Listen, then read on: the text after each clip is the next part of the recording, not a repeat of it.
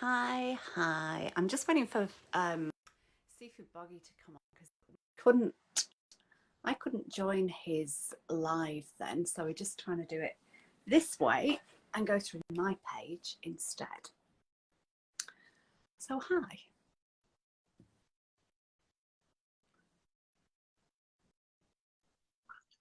Yes, it's worked. Oh. Hello. That's interesting. I didn't add you then, but you just managed to come on. That's awesome. Well, it pinged up straight away, so yeah. So there you go. Brilliant. I must have pressed a button without realizing. Okay. Right. So hello all, and welcome to Light Code Discussions on the other side, on Denise's side. So, and I'm just doing a few sharing it out. Yeah, let me share it as well. Just bear with us. Discussions. Oops. Just waiting. Oh, that man. Who's that man? That dulcet tone. My technology brain has just left the building.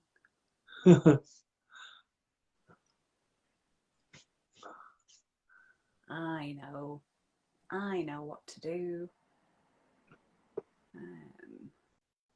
And then I can just write a post. I can't actually do what I wanted to do, which was share it on the page. Right? Well, I can. Well, actually, I'm not sure I can because I technically would have to leave. So to do it, so don't worry, I won't worry about it. Which one do you want to share it to? Can I share it there? Oh, share it onto the page. No, the page. I can do it on posts. I thought I could do it on pages as well on here, but apparently you can't. You can only do groups. So... I can do groups. I can copy the link, but I can't actually do it onto the page. The Way of Learning, the Way of Conscious Mindfulness group? Yeah. The way of learning is the sister group. Well, it's the group to the Way of Conscious Mindfulness. It doesn't matter. I've shared it out. It's on my. It's on my. I think I just shared it onto mine, or maybe I need to share it just in case. Let's share it onto. Share it again on my profile just in case I didn't do it the first time, and then I can share it there.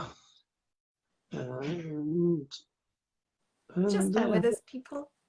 Yeah. So, yeah, according to that, there's nobody here, but this is a recording as well. So, hello. I think there's 10 people here. Oh, right. It says to me, it's telling me nobody. Weird. Weird. Like I say, I still think Facebook's. Oh, see, Jamie Love. Jamie Love's just shared it, so there is people here. It's telling me there isn't.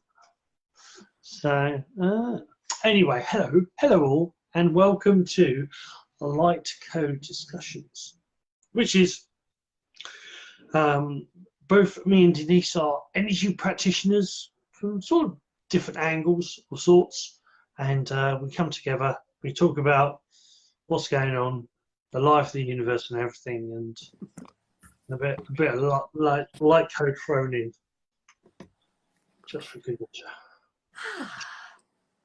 So how have you been? Yes. No, it's an interesting. Was our last one in December? No, we did one last month. Yeah, that's what I thought. Because when I looked, the last one I saw. Oh no, we did it on Instagram. That's why. No, we did it on Facebook last time. Oh no, that's why. I remember looking and seeing the last one that was December. I thought, I'm sure we did one since then. No, it's all good. It's all good. Energy wise, it's interesting what's happening, a lot of people are struggling. I think I'm seeing there's a lot of people being overwhelmed, and there's this boggy thing with me, is that everybody else is struggling, and I'm pretty quite good. You know, everything's quite fine for a change. But you know, I always seem to be flowing in a different direction, a different way. So it's interesting that, or things are opening up, getting ready for certain things. I seem to be doing the impossible quite a bit, or energetically. There was things I picked up that I hadn't picked up in years, and it's like, well, I haven't built up the energy to do that. Why is it that suddenly come online? Because then, in Taoist viewpoint, is that all psychic abilities require so much energy. And if you think of, like, you know, like your fuel tank, or do you see a tank of, so as the energy builds up, you know, techniques go online. Well, there's techniques that I have done in the past that I know require a certain amount of energy. It's going, that's funny, I don't feel like I'm at that energy. So why is that something come online? Why is that suddenly possible? Why am I suddenly doing that? Why is the remote viewing better than it has been in 20 years? So it's interesting. It is interesting for me. I'm definitely feeling the waves of energy. I know the Schumann resonance, which I see as like a scientific version, because like, you know, when people I feel the energy, feel, science will always say, well, where's the proof? Where's the evidence? Well, the Schumann resonance is definitely correlating with something. It's definitely, you know, that's getting whacked, and we know that we're passing through a cosmic dust cloud, or at least NASA told us in 2010. Maybe not very loudly, but they did tell us. And has been affecting everything ever since. And the waves are getting stronger and stronger, and it's definitely affecting the sun. So it's interesting. It is interesting that there are, and you know, conscious-wise, we're shifting. We're definitely shifting. There are things. There's a lot more people awake than ever before. Or at least, you know, now thinking things don't make sense. And I've said that for a couple of years now, but. And there are certain things I've said that in the past it would trigger them, and those things it's triggering less people. You know, there's one of the famous ones. There is no good or bad; it just is. In Taoist philosophy, is that you know, everything is the same. Everything, light and dark, it's all the same. It's all energy, and so therefore there is no good or bad. It just is. Now, 20 years ago, there were people who literally would stone me for saying that. You know, as you throw rocks, and it shifted. It's all shifted. It shifted. When I built my energy up to a certain degree, I started going to haunted houses, and nothing would happen. And that was because I reached a certain. You could raise your vibration. That's the thing. What I don't think everybody realizes is the whole of like fighting the darkness. You don't have to fight the darkness. Raise your energy high enough, they'll go, whoa, we'll back off, thanks, and they leave you alone. And it's like when you change your attitude, you know, like, you know, if you're at certain vibration, certain energy, and then you change your attitude, certain people that normally trigger you or are triggered by you, they suddenly stop. It suddenly changes. They suddenly no longer. And that conversation's come up a couple of times this week, actually, where like people saying, "Oh yeah, you know, I remember this person who would always, you know, I don't know what I did, but they would always react." And then I changed. I meditated more, and something happened, and suddenly it stopped. It's like, you know, it just changed overnight. It's like, yeah, that's because everybody's actually reacts to frequency, and so when your frequency changes, the things around you change. Sorry, boggy rant. Anyway, over to you. So entrainment was what you were referring to a little bit there. So for me, the word entrainment is about people responding to your frequency. So if your frequency is strong enough, then people will match your frequency. So in the same way that sound healing works, and in the same way that sound works, so if you have a guitar, two guitars in the room, play the G string on one, the G string on the other one will vibrate. It's that like vibrational match kind of thing. Yeah. Yeah. So if you're, and like you were saying about the ghosts in the houses, they maybe couldn't get in if your force field like didn't, if they weren't a match for your field of energy, then they wouldn't be able to be present there. Yeah, and you mentioned the sun as well. So, and the sun responding to all the light that we're going through in the universe. So yeah, there's been lots and lots of really strong energy coming out from the sun.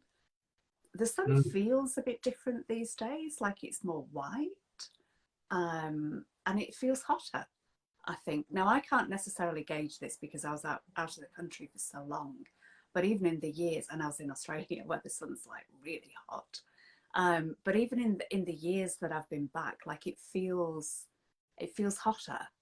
The sun actually feels hotter, even if the temperature isn't hotter. The sun kind of feels different. Yeah, I mean, to me, that's just evidence of what, again, this whole thing of there's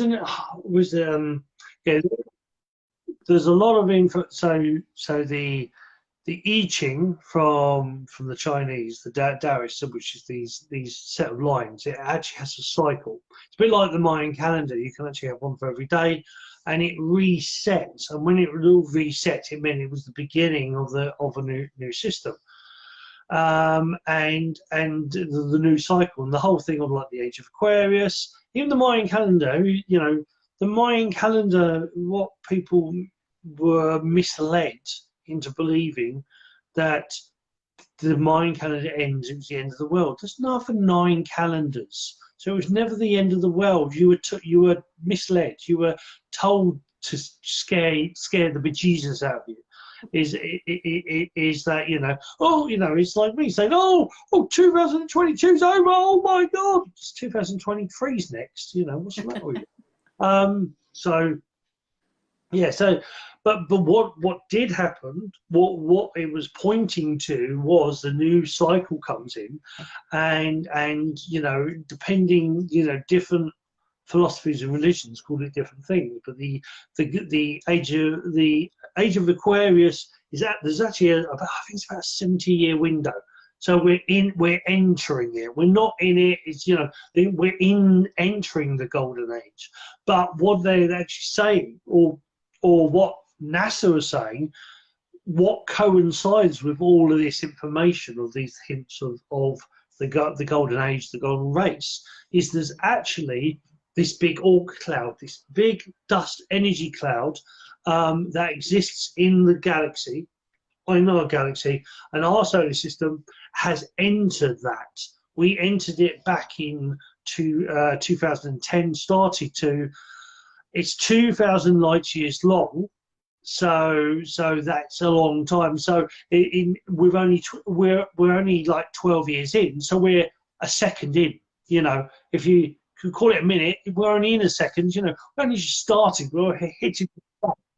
But for me, if you say, okay, so we entered this dust cloud, and they've said that this dust cloud is literally aggravated particles of energy. So it's literally shaking every single atom in the whole solar system, not just on Earth, not just in Southampton, not just in Boggie, everywhere's been affected. And the interesting thing, when everything's been affected, how do you know something's different? Because everything's interconnected, so everything's happening all at once.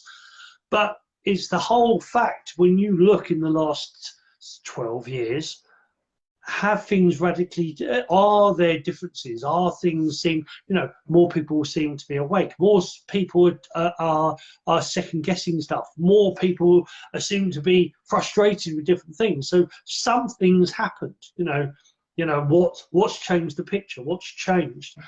The interesting one is we've been given a certain narrative. We've been given a narrative that the Earth is heating up and warming up, which is true. But what the narrative we haven't been told is every planet is warming up. All the planets have been warming up. So I'm not saying we're not doing bad stuff. We're not naughty boys and girls, and we're not doing bad stuff to the planet. But unless you've got SUVs and fridges on Mars and Saturn and Venus, there's something else going on. And the sun, because the sun is also being affected. They've noticed a radical change in the last 12 years to the sun, which the sun radiates. It doesn't just radiate energy. That's what people don't always get. Sun actually affects our DNA. That the energy from the sun affects our DNA. Now, the energy from the sun has changed in the last 12 years, especially. It's altering, it's changing, which means it's changing our DNA. It's changing things. Evolution. You know, there is this thing in the past where, well, one thing they actually that contradicted I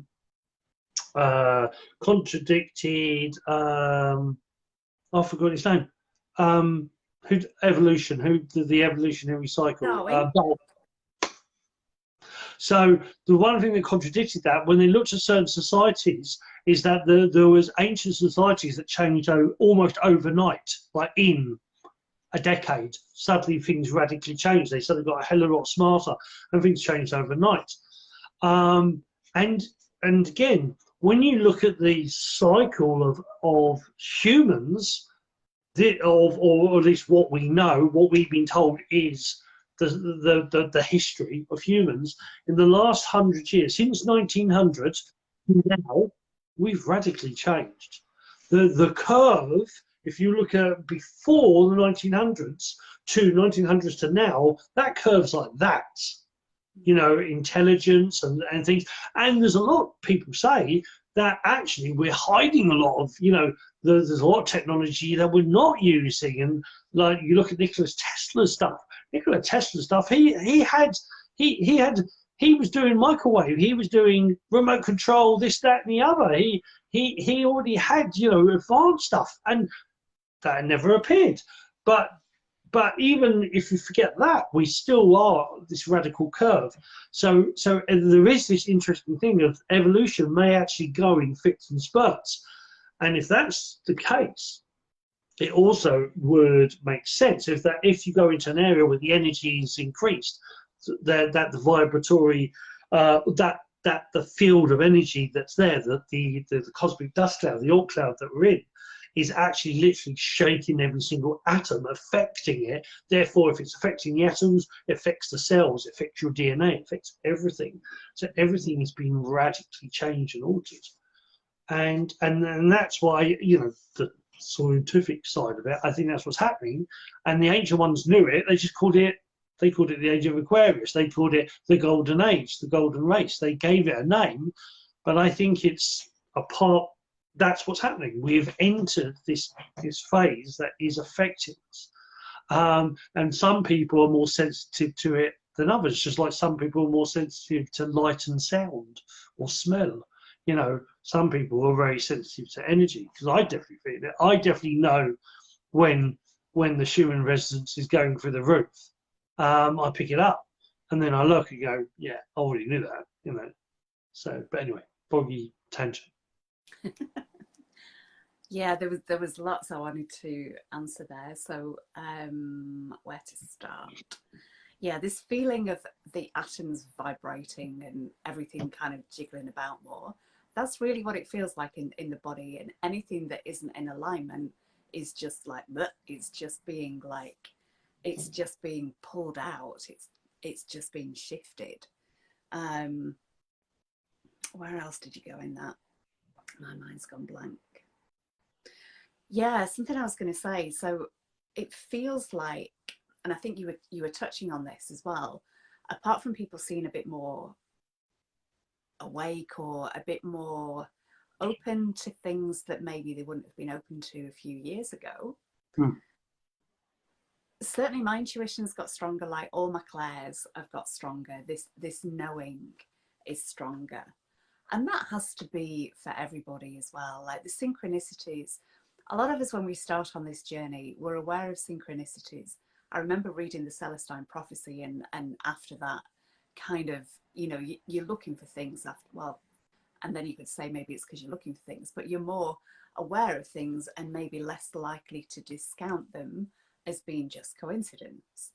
So that must be happening to everybody. And you also start being more aware of those times, telepathy or whatever it is that you think of someone and then they text you. So were you feeling them? Is that your intuition kind of like being tuned in?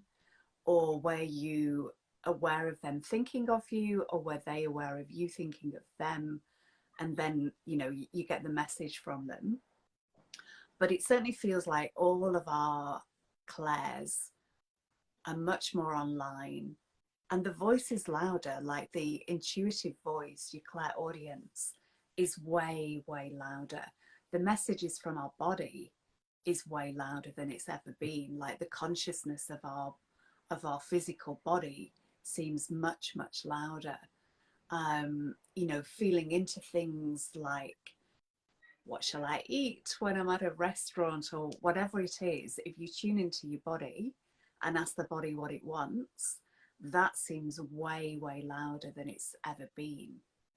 And something I was going to say as well is it's equinox on Sunday. So that's the balance of light and dark. And it feels like we're also shifting a lot of stuff in preparation for that too. And interestingly, the time of the equinox in the UK is 3:33. So it's the 333, which to me is a real magic number. So it's 3:33 p.m. And since I'm on this subject, I might just mention that I'm going to be doing a little ceremony in my garden at 3:33 on Sunday. And anybody that wishes to join me across the world, I'm not doing this live, I'm just doing it privately.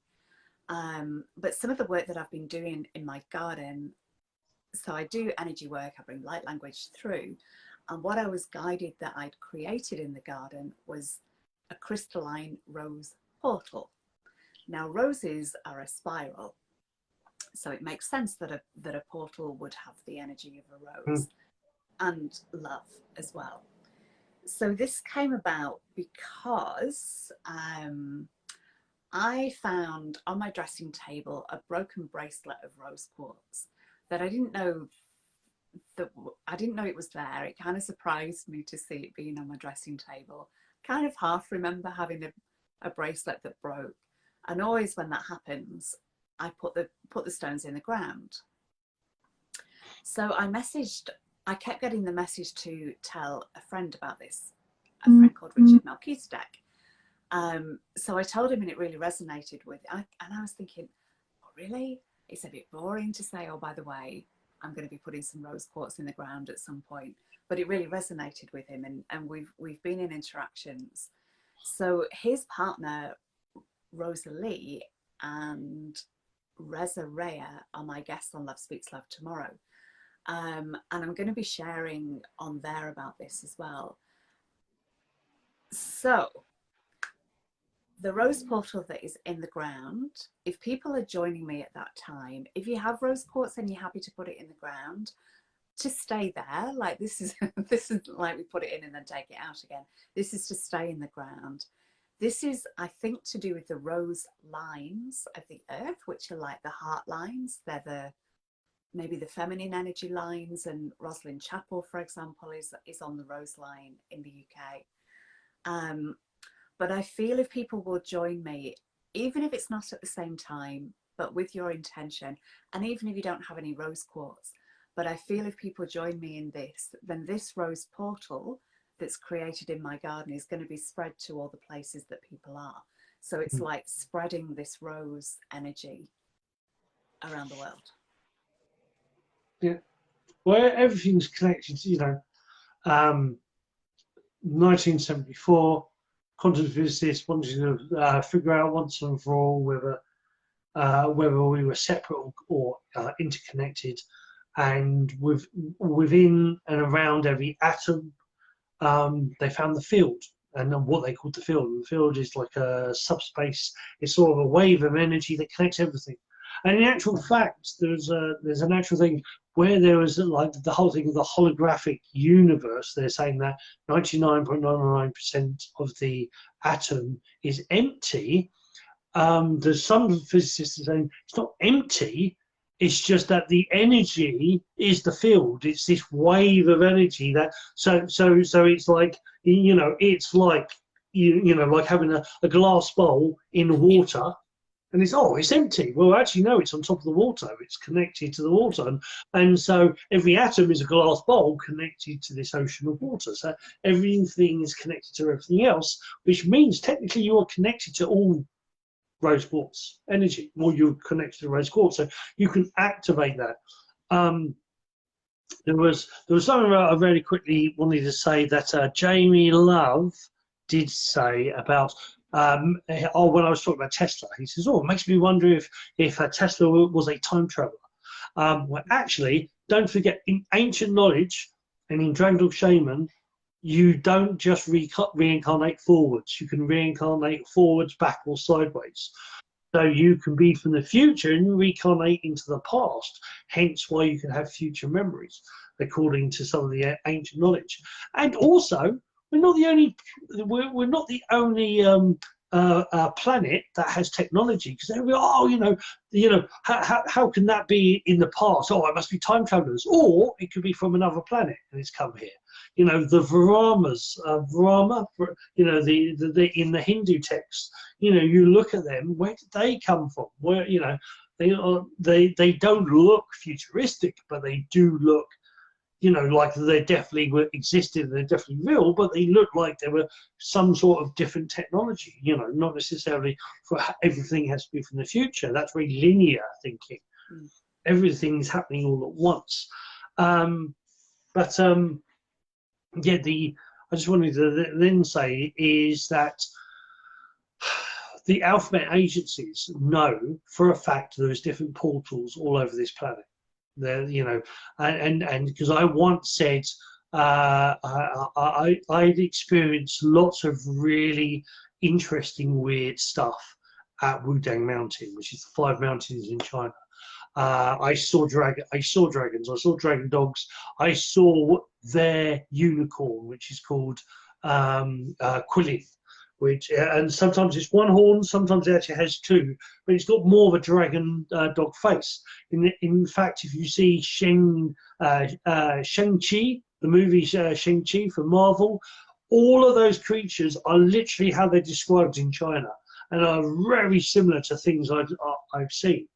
But I once joked to an alphabet agency guy and said, so when are you guys going to admit that fairies, unicorns, and Bigfoot, those especially because I've seen all 3 of them, exist? And he says, Boggie, you know as well as I that there are portals of other dimensions.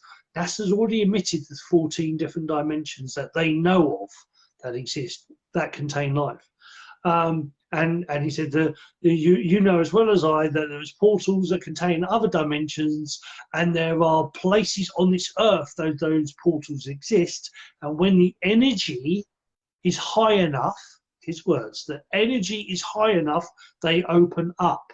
Remember I was saying about that line, and when the energy builds up, well, the planet's exactly the same. When the energy builds to a certain point,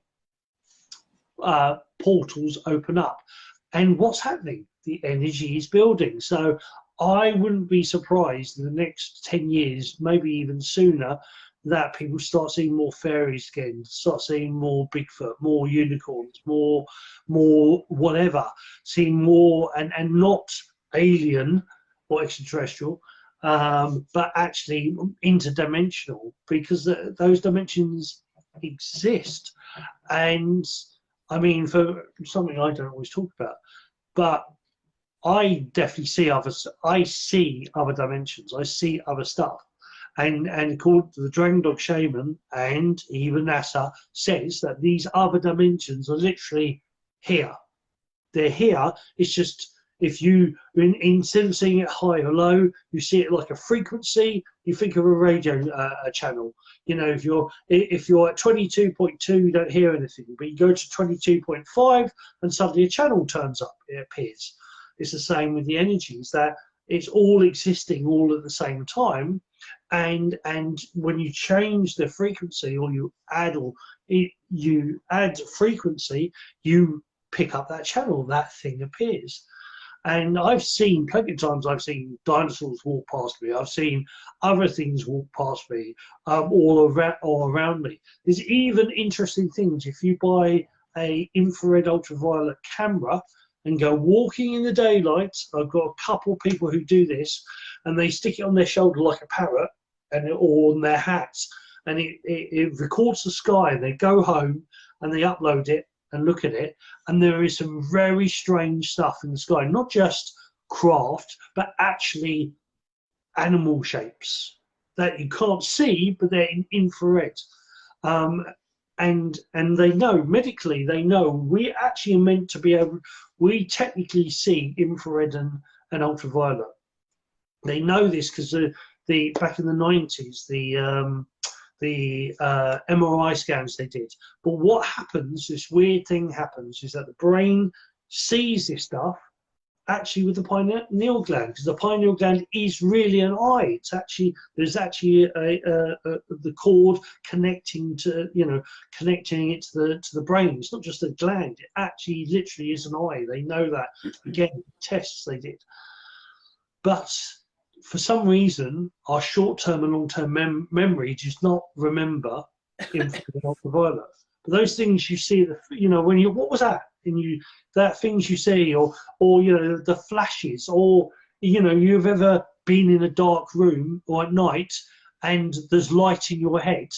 That's your eye picking up different lights, because light is at different frequencies, just like sound. The same with sound.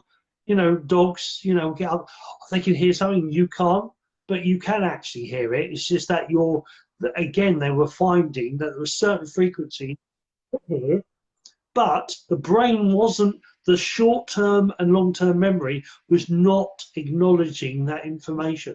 It's like it's all going, no, I'm not listening, I'm not paying attention, no. So it's and that's what puzzled them. They don't know why it's being ignored by our brains, but there's information that we receive all the time that is there.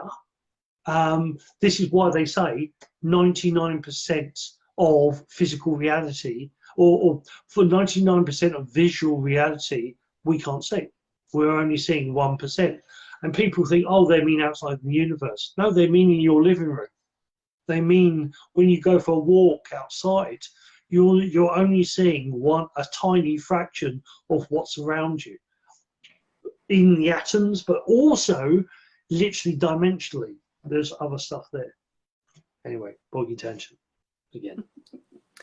Interesting. Okay, there was a lot that you spoke about there. Where to start? So I agree with you. I think things like, the sparkles of fairies, or the grid, like the matrix grid, I think are becoming more apparent. Like the veil's thinner. It's like we can see things that maybe we might have struggled to see.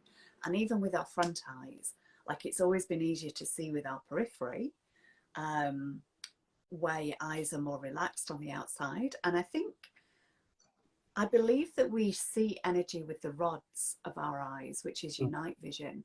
And I think that's why certainly I find it a lot easier to see energy at night, and at dusk in particular. Like that's my time for really seeing energy, like seeing the grid.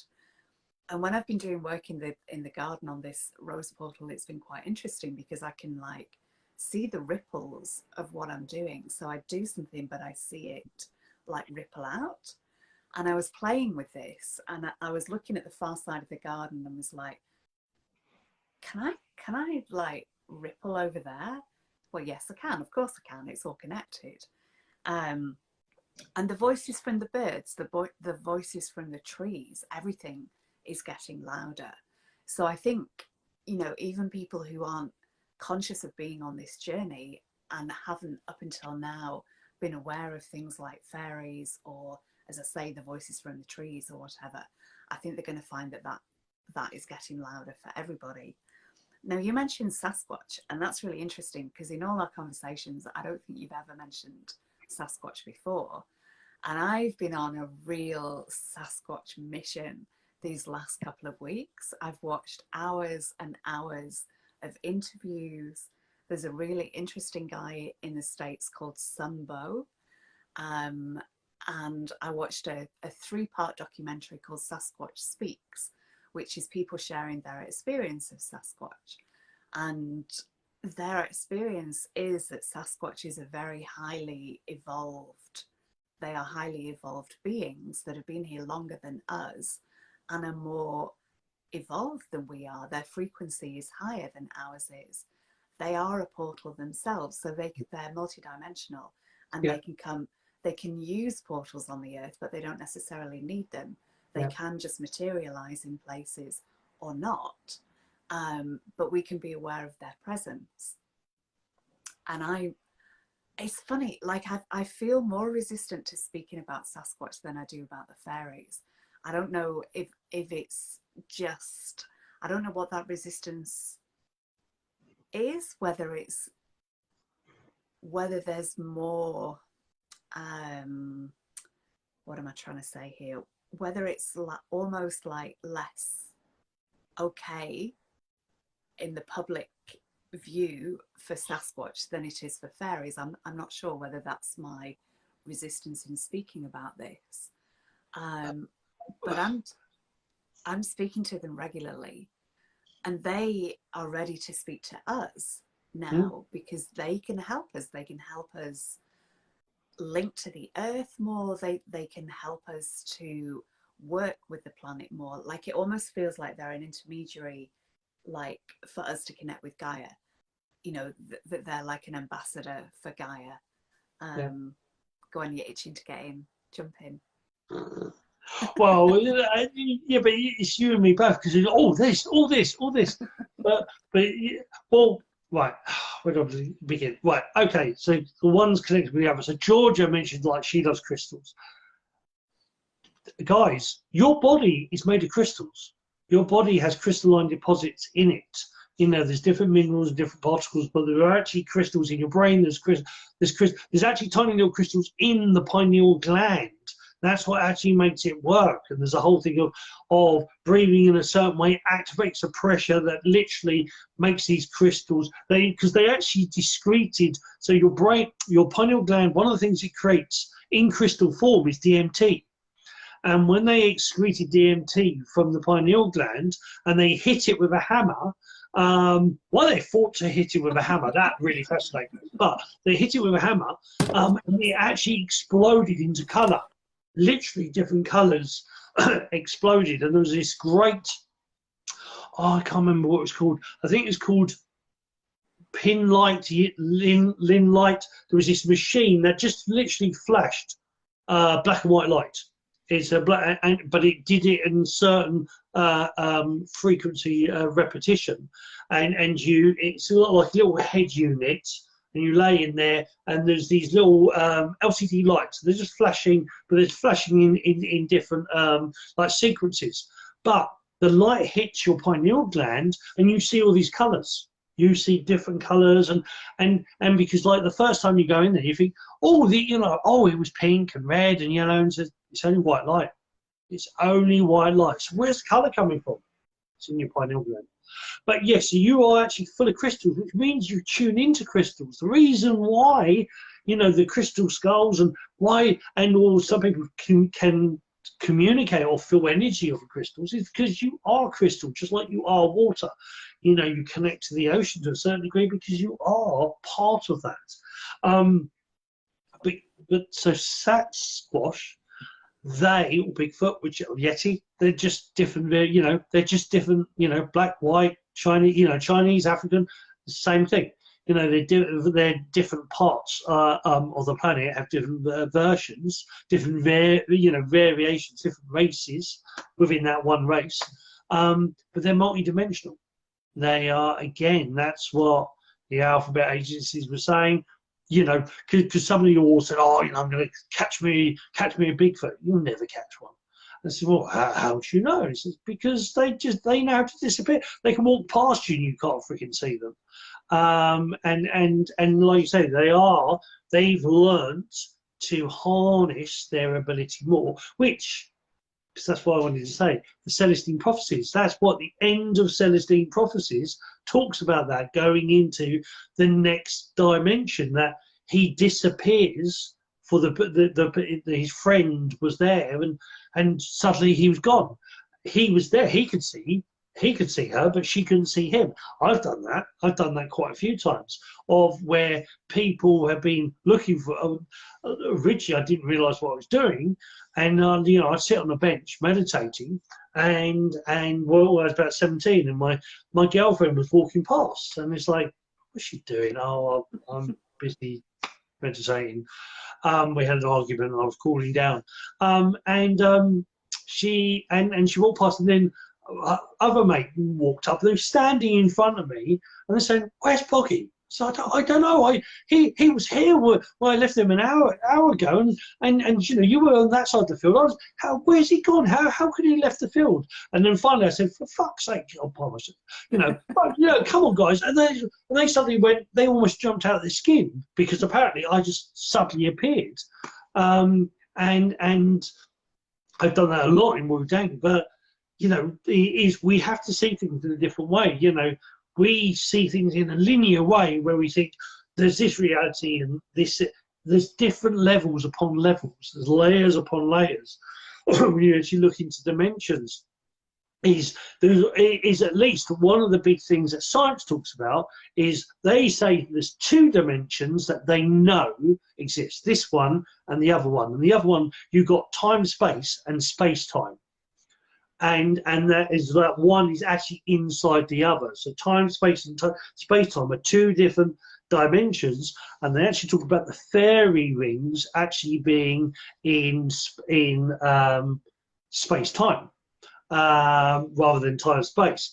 So like, because the fairy rings, like it's said in the past that people have gone around a fairy ring, they disappeared, and to them they just walked around it, and it was only, you know, a few seconds, but they suddenly look around, it's pitch black, and their family said, "Where have you been? You know, you disappeared. You know, we looked for you for 8 hours." And so there are these portals that you can step in and out of different dimensions, different realities. All realities, multiverses, exist all at once. And the Sasquatch can do that easily. That's what's said, and not just them. These other beings, these other what we think are mythical creatures aren't mythical creatures. It's just that our density increased, which meant we could no longer pick them up. There's the American Indians talk about this, about the Native Americans, when the ships were on the horizon, the shaman could see them, but the rest of the tribe couldn't. You know, the shaman would say, "Look out," and say, "What are you looking at? There's nothing there." And the shaman would literally bring them back each day until eventually they suddenly could see the ships. So he changed their perspective or their reality to see the ship. So the shaman was open and could see something which they couldn't see. So, you know, he drawed them into that dimension. And I think a lot of ghosts aren't ghosts. I think they're from different dimensions. They're from different realities, but we're only seeing part of them. Hence why we think they're ghosts. You know, and even, you know, the past, present, and future. Quantum physics, ancient Taoists say it happens all at the same time. It's all happening all at once. So time travel is a bit different. Is it time travel or just leaping from one place to another? But anyway, tangent for you.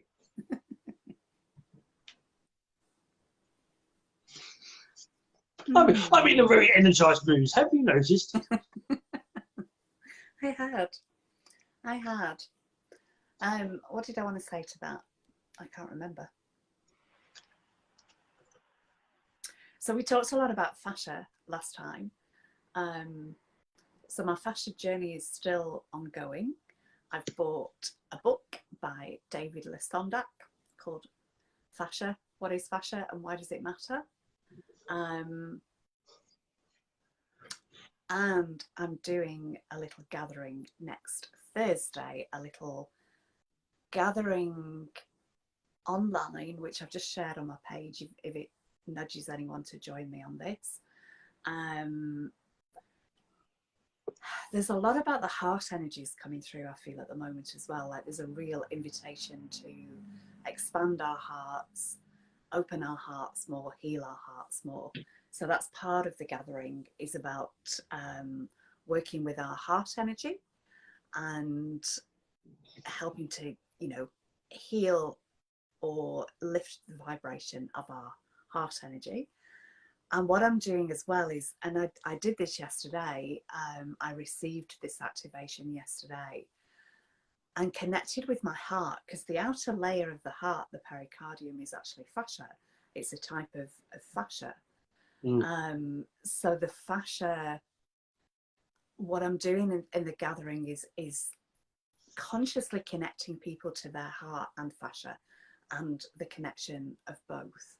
So if that kind of, if that is nudging anyone, then have a look on my page at the event for that. But yeah, it was a really powerful experience. So I was in deep meditation yesterday, and it was amazing actually to feel the fascia in different parts of my body. And I think I've said this to you before, of being aware of being in certain parts of my body at the same time.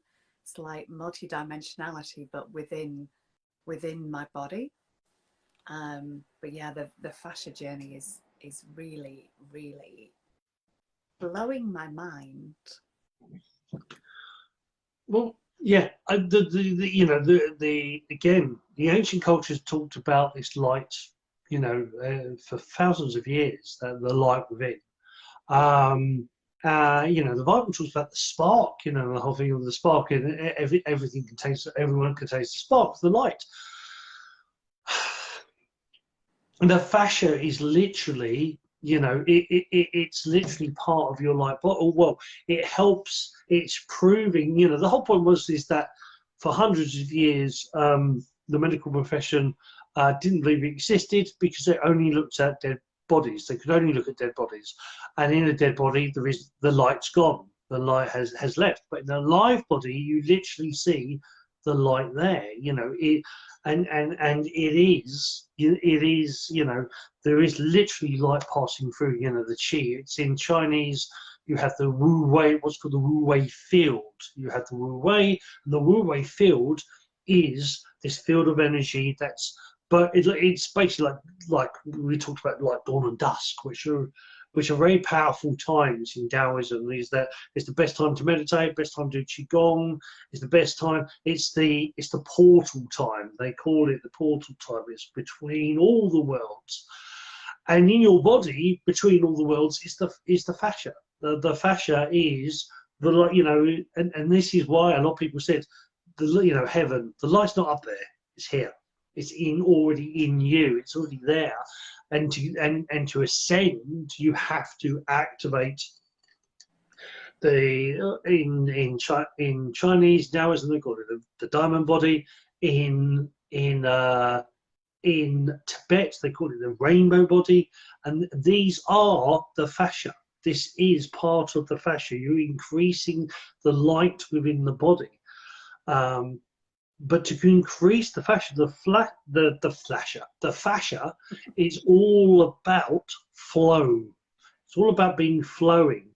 Any tension, any stress, any resistance, any stagnation blocks the fascia. The ancients talk simply about health. Health is easy to understand. If your energy is blocked, whether it's physically, emotionally, or spiritually, there will be dis-ease. Simple as that.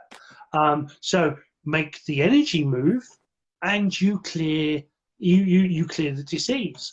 So they would say is by understanding the fascia, by knowing how to stretch and expand and flow your body, you release disease. So that's why one of the most ancient forms of healing is dance, is movement, because moving the fascia, moving the body, moves the energy.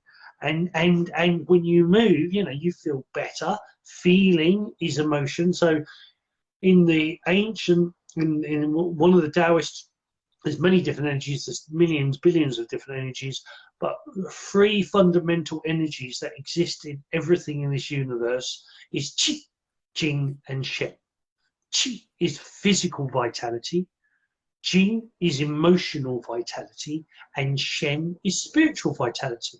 And the Trinity, or the three Dantians, that stores the vitality in between the chakras. It's not part of the chakra system, sort of in between, is one's in your belly, one's in your heart, one's in the the third eye. It's literally the center of the brain. The third eye, the pineal gland, holds the tiniest, the smallest, but it's the top Dantian. Which is interesting because we also know that the brain cells in the stomach, the belly, there's brain cells in the heart, brain cells in the brain, funny enough. But it's all interconnected. But the Qi, the Jing, and the Shen, the Dantians are like fuel tanks or cooking pots. There's a great one called the Cooking Pot Meditation, where you focus on the three cooking pots. And when you're empty of Qi, you start running, your body starts running down, and you start getting tired and you run down physically. When you're Jing, when the middle Dantian, when you're low on Jing, then emotionally you start getting agitated and you get upset easily, and your emotions are all out of whack. When you're short of Shen, then your thoughts, you struggle to think of things. You struggle to work things out. A lot of dyslexics and dyspraxics suffer from Shen depletion in the Taoist concept, because that's where the brain fog comes in. You're cloudy, the fog, because you've got lack of Shen. Now, or interesting enough, you have the dots, you have one dot or three dots, and you have a circle. In ancient Chinese and Japanese, you see a lot of circles. The circle is the Wu Qi, which is unlimited possibility, but a thick circle is the Wu Wei field, and the field of light. So you need those Dantians and there's ways to fuel up the Dantians, but that light will encourage and encase that energy. Because if the light field is blocked, it's like a hole in your flask. You'll be leaking energy everywhere. So the light filters, and this is where in Taoist philosophy they don't talk about shields. You don't shield yourself from the world, you filter the world. And the metaphor is, I only allow in what helps me grow. But that field of light, the Wu Wei field, the fascia, when that is flowing, when that has no resistance to it, then it literally filters, it bounces off what you don't need, because darkness doesn't like that light, especially that light. It doesn't like the light from, and the old descriptions, you see a glow around Mother Mary, and so that glow is the fascia. It's the fascia glowing. It's and for people who can see auras, and you see, or especially in qigong, you're doing qigong, especially at dusk, and you're moving your hands past, you see like you said, the ripples. Again, that's the fascia of light. The third eye, fueled by the top Dantian, the Shen, is seeing the light. It's seeing the light. Tangent, Boggie. Did you know that the collagen, so the fascia has a few components, and there's the fluid, which is called ground substance. Why it's called ground substance, I've got no idea, because it doesn't sound like a fluid. Yeah, not a very, or maybe too imaginative, that name is a But the collagen is part of it, and the fascia is both liquid and fibrous. It's liquid and solid. So the collagen either is or has it's linked to the piezoelectric charge. So it's electric. The collagen is the electric part, and the fluid is the magnetic part. But it's both, so it's got this balance. And the collagen is a triple helix, because that's a really, you know, like you have a three-legged stool, or this tripod that my camera's on is a really stable thing. So the collagen is really strong because it's this triple helix. But you mentioned dance as well. So the fascia likes variation in what you do with your body. So if you're doing the same thing all the time, it's not rebuilding new fascia necessarily. But one of the things I've been fascia stretching in the morning, but for the last week and a half, maybe, most days, when I finish my fascia stretching, I'm dancing, and I'm allowing my fascia to dance my body. I'm allowing the music to dance my body through the fascia. I've been very tight, like down here. So one of the best things for that is like putting your hands up in the air. And another video that I watched that was fascia related was this woman talking about different positions of the body and the different emotions that they elicit. So for example, if you're all hunched up, you know, that's like a depressive kind of posture, and will elicit depression. You'll feel that energy. But the one for joy is putting your hands up in the air like that. So I do lots of that in my dancing, and I do lots of variation in it as well, because the more variation for your body, the better for your fascia. Over to you. Which leads to, well, there's two things again there. So firstly, scientifically, we know that the body is actually it's bioelectric magnetic field, or it's a bioelectric magnetic system. That there is both, as you said, there's both electrical impulses and magnetic impulses. And the when they did the MRI scans back in the 90s of different things, and they found out that the pineal gland could see infrared and ultraviolet. They also discovered, because there was that thing of like, why is it birds and bees can then, you know, feel the magnetic field, you know, they know which way north is. Why can't humans do that? Actually, we can. It actually literally comes through. It's drawn through in the balls of our feet, and it's drawn up, and it goes up to the heart. It stops at the heart, because the heart itself is a bioelectric magnetic field is in the heart that expands or contracts through your mood. Now, the ancients called that the Torah field, and you know, I got qigongs to that, funny enough, and everything else. But the Torah field is also part of, or seen as, the divine feminine. But there is literally a field in your heart that expands through when you're happy and in love. It expands, and everything in that field actually gets super energized, and it starts to repair. But when that field shrinks, when you're in fear and anger and stress, that field shrinks. So therefore, sort of your shield shrinks, and then everything on the outside starts to break down. But there's this whole point that the Earth itself has a strong magnetic field, but there is talk before the 1900s. Science truly believed that the universe was electric, and that the universe was full of electric energy. And there's a physicist who originally was scorned a lot, and they've now had to sort of bow down a little bit to him more and more, called Nissan Harriman, who talks about, you know, that he one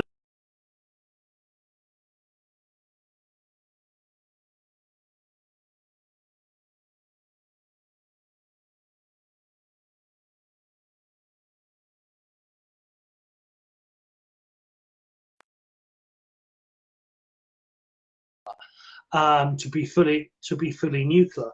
And he's actually said that when you actually look at the evidence, and the sun is far more electric than it is nuclear. And then there's a whole thing of that the universe is literally this electrical fit is actually more of an electric field, and then planets create a magnetic field, and then the two are intertwined in life. That's most life, but especially us. We have mixtures of magnetic and electric, which is, you could say, the yin yang. You know, the yin yang, or the force and the light and the dark sides of the force would be this. You could almost say it's the magnetic and the electric fields. We need both. We can't live without both.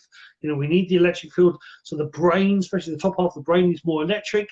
The magnetic seems to be drawn through our feet, but it definitely relates into the center.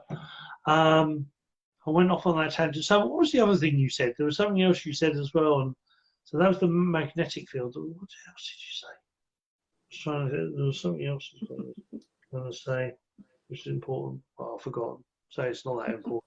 I can't remember either. I've got no idea what I said before. That's why I keep writing things down. I just want to answer Jamie. Jamie mentioned earlier, I can't see the previous comments, but about her fascia kind of disappearing.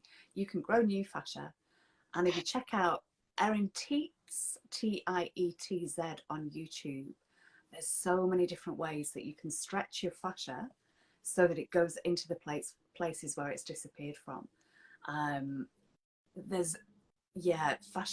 Fascia is really interesting, but we can it really does blow your mind. The fascia, it really when you start looking into that, you know, the fact that you literally have light inside your body.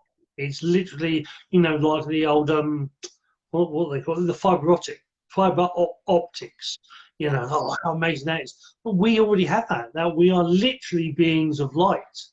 You know, we say these things and go, oh yeah, but no, we are literally beings of light. You know, it's why we in ultraviolet light we glow. You know, when you put, you know, when you actually go into black lights, the black lights is that, you know, you see this blue in us. You know, you see this blue, and it's the energy. It's part of that energy coming coming from the skin, and it's interesting, like especially in Hinduism, where they showed these blue beings, and it's like under black light we are blue.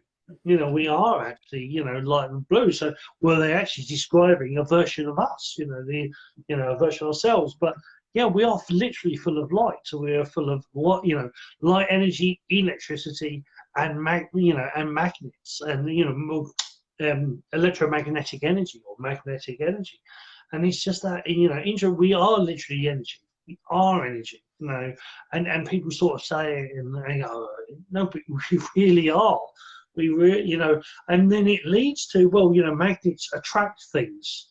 So the law of the attraction is because of the magnetic energy is part of the, you know, and it's, you know, it starts to, it just, yeah, it's very interesting, you know, that whole thing. That's why I've always loved science and spirituality, because when you actually start looking, they're actually the same thing.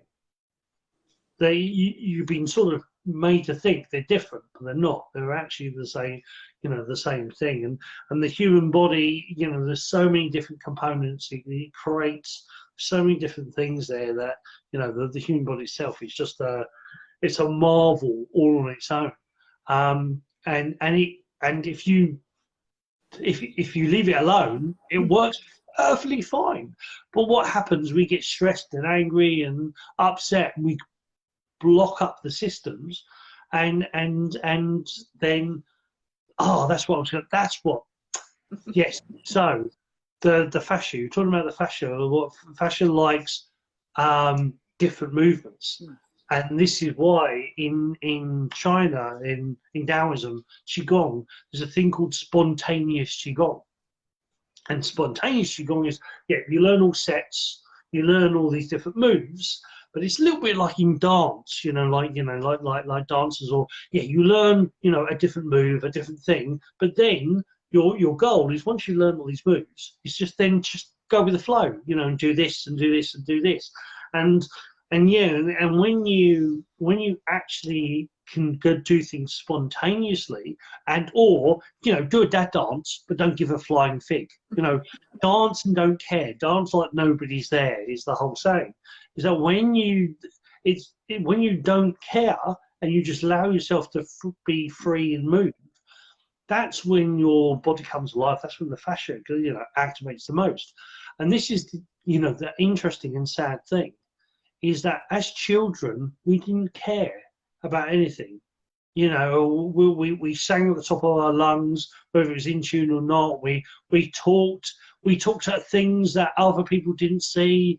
We did lots of stuff, and then we were told off.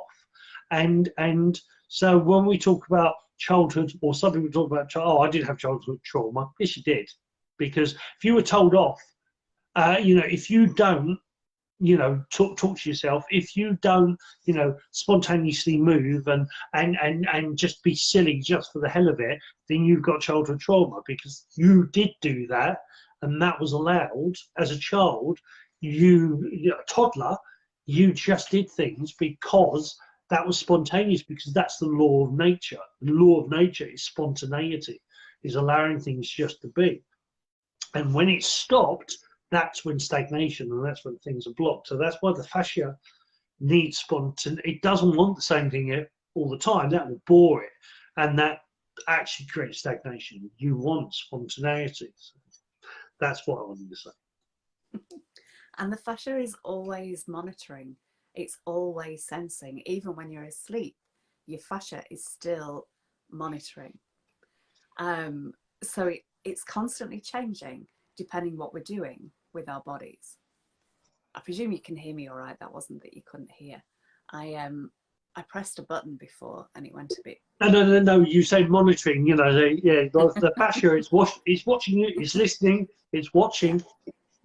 And it's more sensitive than your eyes and your ears as well. It's the most sensitive sensory organ.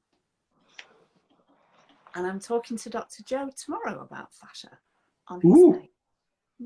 Good old doc. Yes, that'll be interesting. Should we do some light language? Yeah, why not? So, somebody actually did mention that. Did mention, are we going to do some light language? It's like, yeah, we always we have a bit of a rant, a bit of a discussion, and then yeah, we always end with some light language. Cool.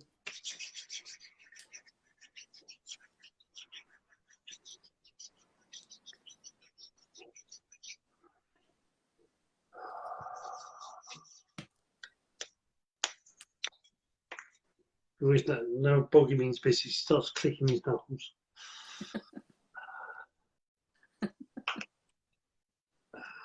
Releasing the turning moment. It's releasing the vacuum from the bones to let the fascia flow. That's the whole point. So, okay, ladies first. Okay. I invite us to bring our awareness to our hearts for this. Kia ad arano ya kalakara no kokokole kia ha. Hai no la para de kia rano ya kata to oran ne kika kat ora de kata a. Alla para de kita de kata ora de kata ona kata makast.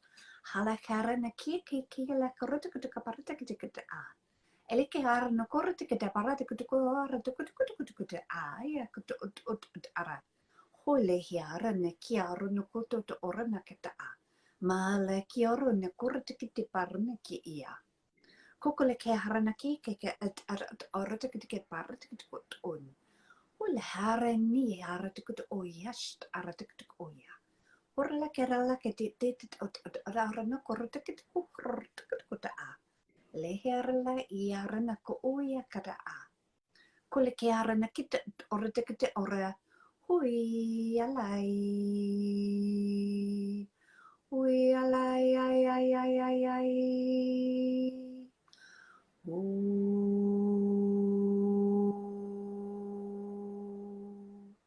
Hiale arano koratiki ian at oranaki a. Kakala ke aranakit oranaki oratikit a. Ke aratikit anonoraki aran ulehiai alakiano uya. Kokele inur tikita a. Uya aranaki horan I at oyala ka a ishta.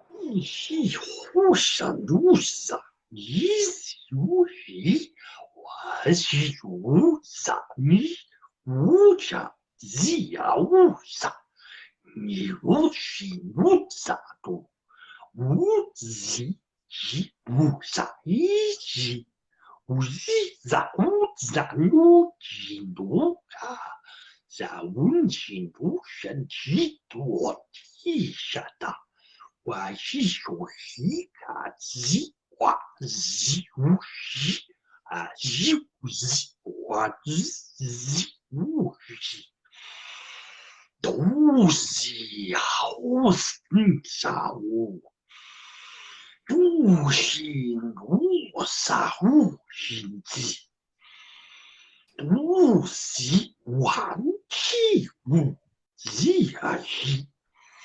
无上无息无息的无息无无息无上无息无息无息无息无息无上无息但无息我无息无息主上无。 一画一下，画下忘记，一下无息啊，就干，一下无息啊，就画一下我，但是我啥子做的，一画一下，但我喜欢喜欢着。 我一家多是关机哈，我是看就我是看呀，多是大大啥大家。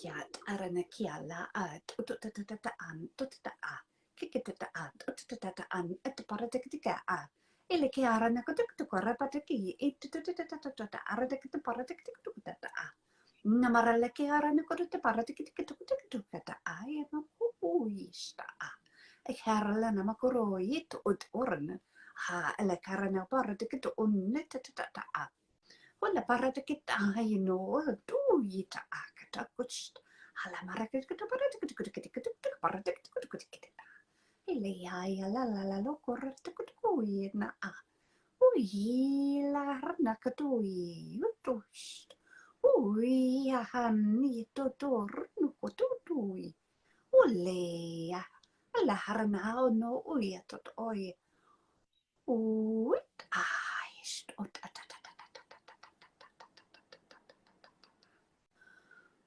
Arnaha I lor noid barnekit on bartakta nabartata I natat oyatata.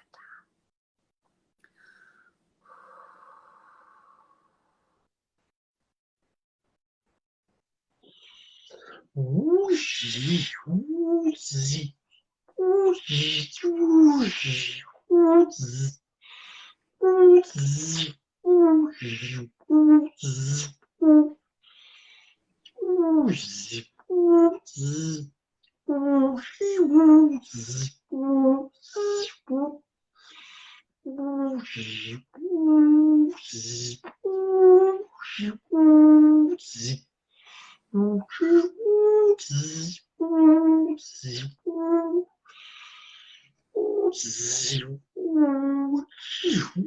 uzi, uzi,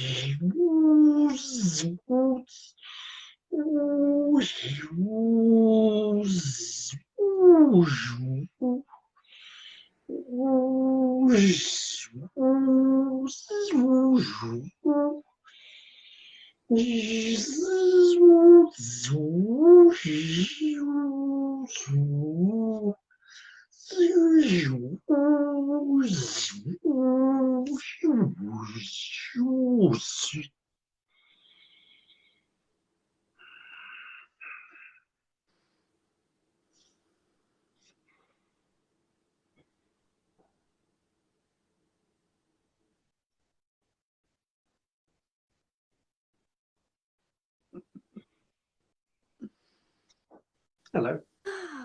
Thank you. Thank you. You sounded a bit like a trumpet in parts there. Yeah, it's always it's funny because I've played back before, and it's like it's what the bones in your head, obviously sound different. Like your own voice sounds different than it does on recording because it's not vibrating for your head. The sounds I'm hearing is like it's really like it's like a trumpet being played through massive speakers and it's vibrating through. So but it's almost like for me it sounds almost like sort of like codes, sort of remember the old days of what do you call it? Because we're old enough to remember it, like the old you played like your Commodore 64 and you'd hear the sounds of the language. It's like like code being downloaded. That's what it feels like when that one that's coming through. It feels like it's different. It's different programs, different frequencies, different vibrations coming through. So whatever is coming out there, I'm feeling it through my cells and feeling going. So yeah. But anyway, it's all good. Interesting. There was one point when I did like a long note and I could feel that reverberation much more through my body than normal. Like I could just feel the all the way down to my base. Nice. You're welcome, Georgia. Yeah, I'm not. It was actually this lady here that brought out my. I was very much in the closet with light language. It was something I kept very, very quiet for a very, very long time, and I think it was originally on one of the Way of Conscious Mindfulness shows. We sort of talked about it, and we ended up doing this show, and that's part of the other. But yeah. For a long time, it was something that I've been doing it, and that's the thing. Like you look on TikTok, and people, oh yes, this is they sort of, or maybe it's just the way it seems to me, but it's almost like, oh yes, I found this new system. I found this light language has been going around for millennium, love. It's thousands of years old. Lots of in the Bible they would scare you from doing it because they were speaking in tongues. That's what speaking in tongues was. But yeah, no, light language has been around for millennia. It's just that, and it's spontaneous. A theme, spontaneity, the whole spontaneous qigong, spontaneous dance, spontaneous movement. Light language or light code is that allowing that energy just to come through, just allowing it to be. And, I've said to people, we should just let you say, there's something inside, just let it out. Just let it out. It doesn't matter what it sounds like. Don't stop thinking, stop worrying about what people think. That's what stops it coming through. But you let it through and it will, but it also, why, at least for me, it affects your fascia as well. It will affect it affects your whole body. If you're stiff and tight, it will feel restricted. But the more you work on your body, as I always say, it's qigong for that. There was qigong for for the shaman, because the Dragon shaman definitely did light language. It was a big thing of their thing, but they would do it almost like feng shui, where they would do it for a room.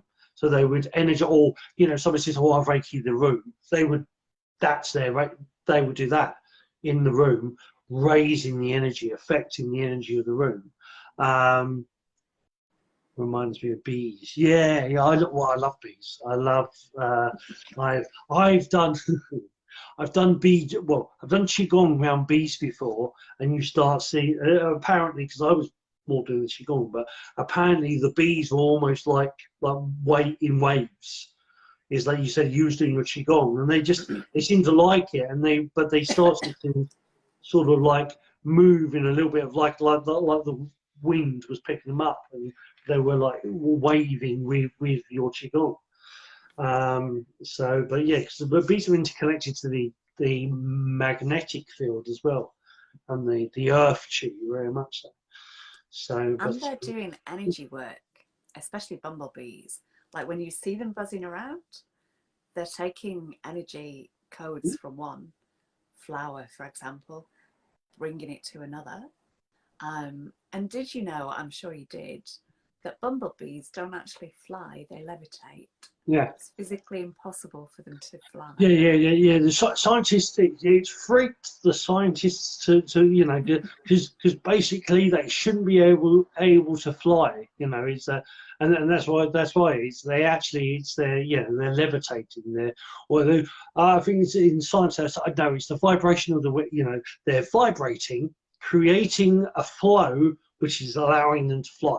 So they're levitating. No, they're not levitating. They can't levitate. Levitating doesn't exist. But actually it does. Because that's the other, your sounds. You've seen these sound experiments where, there was a lot of that done. A lot of the agencies would confiscate stuff that was happening. But yeah, there's a load in the 60s and 70s, there's a load of these scientists that with sound frequency were making spanners float, were making bricks float in the air. And the issue is, it's like, oh, if you can do that, maybe that's how they lifted Stonehenge. Maybe that's how they did the pyramids. No. It was 20 men pulling a 60-ton rock 500 miles. Floating a rock sounds more, so there's a lot less stress, a lot more easier to do. So, but anyway, what do I know? Just in answer to one of the things you said as well, that fascia responds to vibration. So if you sing to your fascia or you hum, especially humming, because when you hum, the sound goes inside. And when you hum, you release nitric oxide, which relaxes your fascia and your muscles. So hum to your body.